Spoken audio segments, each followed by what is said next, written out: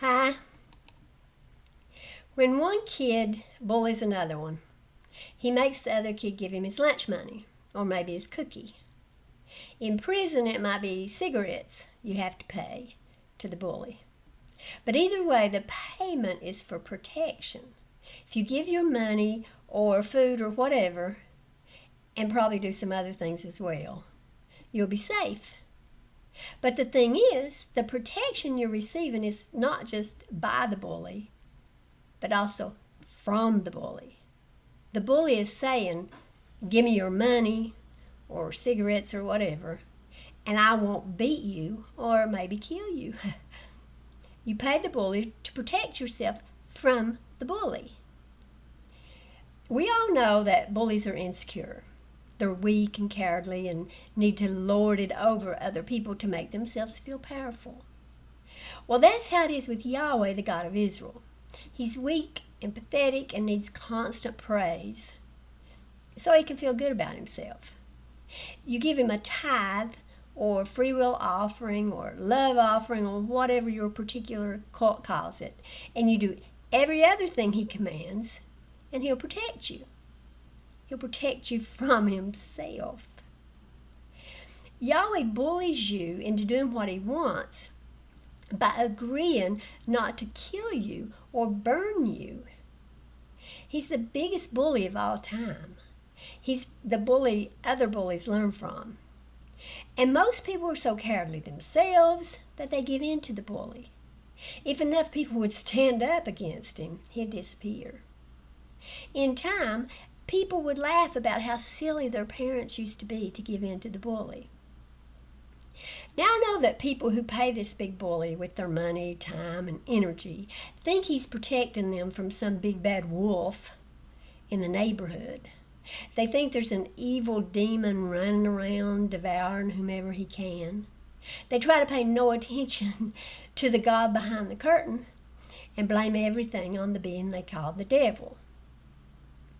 But the truth is that the devil is actually the God, at least for all intents and purposes.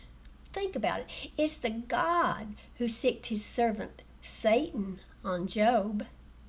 It's the God who plans to take vengeance on everybody who doesn't obey him, everybody who doesn't give him their lunch money. Any devil there might be is just a minion of the God and must obtain the God's permission to act, and acts with the God's authority. Let me ask you something. You know what Yahweh's like. He's short-tempered, easily angered, furious at the drop of a hat, vengeful, wrathful, and has a whole lot of other bad qualities.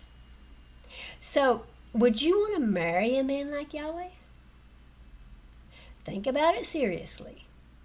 Is that who you want as your husband and the father of your children? Or is that the kind of volatile man you want to be? Oh, I know Yahweh likes to lie and say he never changes, but we all know that's not true. He's like a reed shaking in the wind. Do you want your daughters to marry a man like Yahweh? And how about your sons? Do you want to raise them to behave like Yahweh? Yahweh considers himself both the father and the husband of his people. So his behavior toward his wife and children is what men are supposed to emulate. They're to treat their wives and children the same way Yahweh treats his, and the way he tells them to. And based on what Yahweh says and does, what is his view of women and children? What does he consider the appropriate relationship between a man and his wife and daughters? Well, in Yahweh's eyes, a daughter and a wife are property of a man. Yahweh said a man could sell his daughter as a slave or a wife. In fact, if another man rapes a woman, his crime is not against the woman, but against her husband or her father, depending on who owns her. If she's owned by a husband, the rapist must be put to death. If she's still the property of her father, the rapist can pay off the father and buy the girl for 50 shekels of silver. And of course her father, or the girl's husband, once he buys her, can buy other girls too. He can go out and rape as many girls as he wants and then buy them. The woman, on the other hand, must be faithful just to him because she's his property. He's not hers. It's like when you have a dog. You can buy another dog. The first one might not like it, but it's all about what you want. You can buy as many dogs as you want, but the dogs can't run off and go live with your neighbor. Court system won't allow that. You'll get your dog back. This is Yahweh's view of women and children.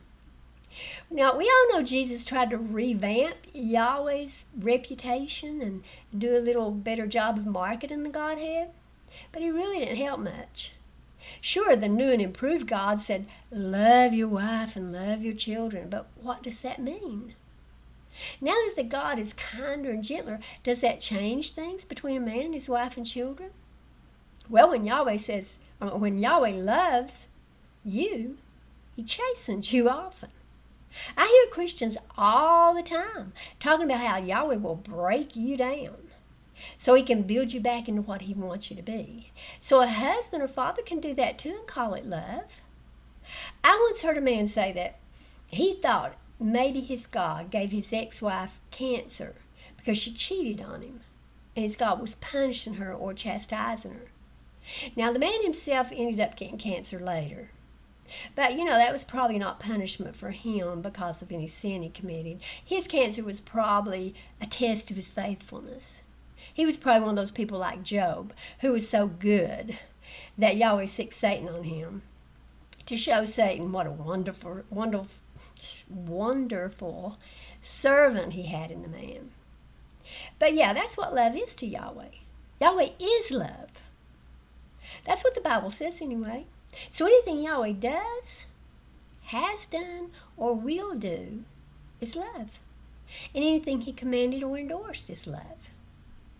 Selling your daughter is love. Killing your son for being rebellious is love. Punishing your wife in some horrible way to break her down so she will come back more obedient and bow to your wishes is love. After all, if it's love to punish and chastise, then that's how a man should love his wife, right? So don't try to tell me that it's all different now. Not that that would matter. Love doesn't change its meaning. If love meant beating your son to death in the Old Testament, love means beating your son to death in the New Testament. And if love means someday burning almost everybody who ever lived, we sure can't say love wouldn't beat a wife or child into submission, especially since it might help them not burn later. I mean, if a man doesn't beat his wife and kids, then he doesn't love them, right? That's how love behaves. And all those bullies out there, the ones taking your kids' lunch money, they just love your kids. They're testing them or chastising them for something. It all happens for a reason. It's all in the bully's plan. It all works out for good to your children. It makes your children stronger. It fosters courage. And the tribulation brings forth patience in your children. Your kids should rejoice that they're being counted worthy to be persecuted. So you should probably tell your kids to give the money to the bully and obey him. After all, it's what you do, right? Thanks for watching. Bye.